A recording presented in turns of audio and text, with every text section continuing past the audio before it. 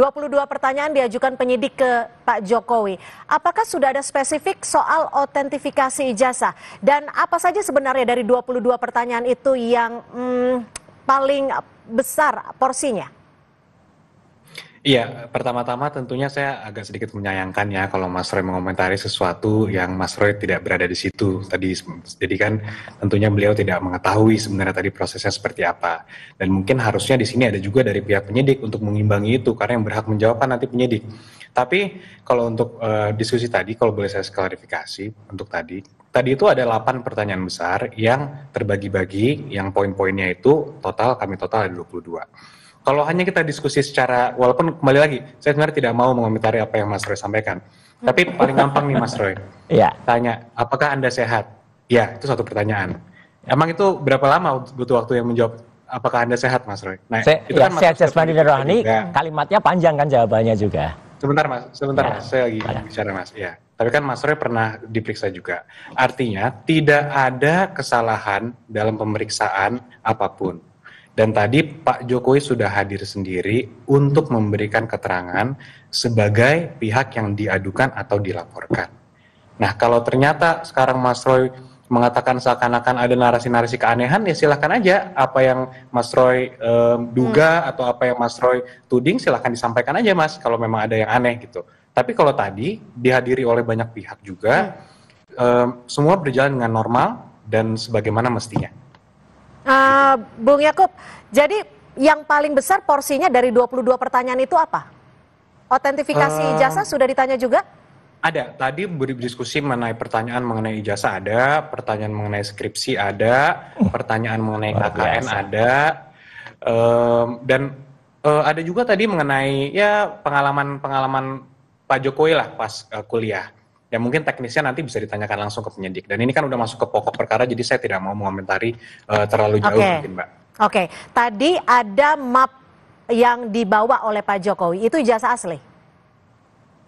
Betul, itu ijazah asli yang sudah dikembalikan kepada Pak Jokowi. Karena kemarin itu kan sempat, sebagaimana kita semua tahu, sempat kita serahkan kepada Bareskrim melalui saudara Bapak Jokowi, dan juga kami dampingi juga untuk dilakukan uji forensik. Nah sekarang karena kebetulan Pak Jokowi juga diminta keterangan, akhirnya sekaligus serah terima dikembalikan lagi. Karena ini masih tahap penyelidikan, jadi tidak ada sita menyita, tidak ada apapun karena masih tahap penyelidikan. Nah, gimana Bung Roy, sudah dibawa loh ijazah aslinya? Makanya itu, jadi harusnya ijazah itu kalau selaku barang bukti, apalagi itu primary evidence, itu disita harusnya. Atau satu lagi, tadi kan terlihat map itu terlihat tipis ya, kita bolehlah kita menduga ya, atau kita berpraduga.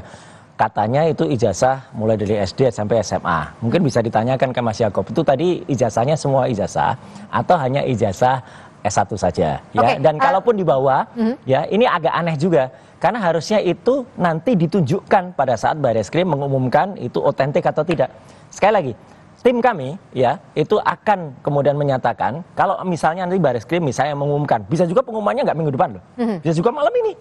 Tiba-tiba malam ini ya itu diumumkan ijazahnya otentik gitu. Tapi hanya narasi saja. Gimana bisa menunjukkan yang asli? Konon kalau yang asli itu sudah dibawa lagi oleh Jokowi. Tapi kan Pak Jokowi tadi juga mengklaim akan kok ditunjukkan ke publik tapi di pengadilan. Lah ya itu makanya kan kayak Bu Mega tadi, kalau bisa dibikin pendek, kenapa harus dibikin panjang gitu loh. Obama saja, sekelas Obama saja ditanyakan soal akte kelahirannya, dia sertifikat birth-nya langsung ditunjukkan, selesai kan gitu. Ini nggak bikin ruwet, nggak bikin panjang. Jadi keraguan inilah yang bisa jadi kalau nanti misalnya tiba-tiba, sekali lagi, tiba-tiba Lab 4, Bareskrim, itu mengumumkan, ya kita minta umumkan secara detail, secara ilmiah, secara saintifik. Ya, ijazahnya tunjukkan, kemudian nanti detail pemeriksaannya, uji karbon 40-nya disampaikan, kertasnya benar apa enggak, tintanya benar apa enggak. Saya pernah katakan di Kompas, ada 6 jenis tinta itu detail, dan kita bisa baca dan silahkan publik atau analis-analis yang ilmiah itu baca itu. Bung Yakub, tadi itu ijazahnya hanya ijazah S1 atau semua ijazah seperti yang sebelumnya sempat disebut Jokowi? Kita bawa semua ijazah Mbak, yang dikembalikan itu kan SMA dan kuliah. Hanya SMA dan kuliah yang tadi dikembalikan ya? Betul. Artinya nanti, artinya ijazah asli ini sudah diperiksa secara laboratorium forensik? Iya, informasi yang kita dapatkan seperti itu. Namun kan kita kembali kita juga masih menunggu nih Mbak hasil dari Barreskrim seperti apa pemeriksaannya. Dan kita hormati, kita tunggu. Kita juga tidak mau mendahului. Dari pihak Barreskrim juga mengatakan ditunggu saja karena prosesnya masih berjalan, sehingga ya kami hormati. Jadi kita tunggu saja mungkin Mbak. Bung Jamin, kalau dilihat dari konstruksi hukum saat ini, memang ijazahnya harus langsung bisa dibawa oleh Pak Jokowi ya sebelum kepolisian memberikan klarifikasi ataupun mengumumkan dari hasil uji laboratorium forensik, atau bagaimana sih? Ya, ini kita lihat dulu dalam proses apa. Kalau ini dalam proses penyelidikan atau dalam proses penyidikan. Karena kalau dalam proses penyelidikan, dia nggak melakukan penyitaan, begitu ya. Dia harus dikembalikan kepada barang di mana benda tersebut diminta. Ya, diminta bukan disita kalimatnya. Nah, tapi kalau dalam proses penyidikan, ada upaya paksa untuk melakukan penyitaan terhadap barang-barang yang akan dijadikan bukti nantinya untuk menguatkan dugaan adanya tindak pidana tersebut. Nah, saya sedikit mengomentari karena juga saya berlatar belakang dari dunia pendidikan ya. Pada umumnya semua ijazah-ijazah yang dikeluarkan oleh universitas itu juga terdaftar datanya di Kementerian Dikti, ya Pendidikan Dikti. Jadi saya kira perlu juga dipanggil Kementerian Pendidikan pada saat itu terkait dengan laporan-laporan yang ada urutan ijazahnya dan juga nama-nama orang yang mendapatkan ijazah berdasarkan laporan dari universitas tersebut ya, UGM dalam hal ini. Jadi pendidikan tinggi pada saat itu, kementerian pada saat itu bisa menunjukkan juga bukti-bukti apakah ijazah registernya itu juga terdaftar di Kementerian Pendidikan Tinggi pada saat itu. Jadi itu juga menjadi suatu bentuk pertanggungjawaban dari negara untuk menyatakan bahwasanya itu benar-benar sinkron ya apa yang ada di Kementerian Pendidikan pada saat itu dan juga yang ada pada UGM pada saat itu juga begitu.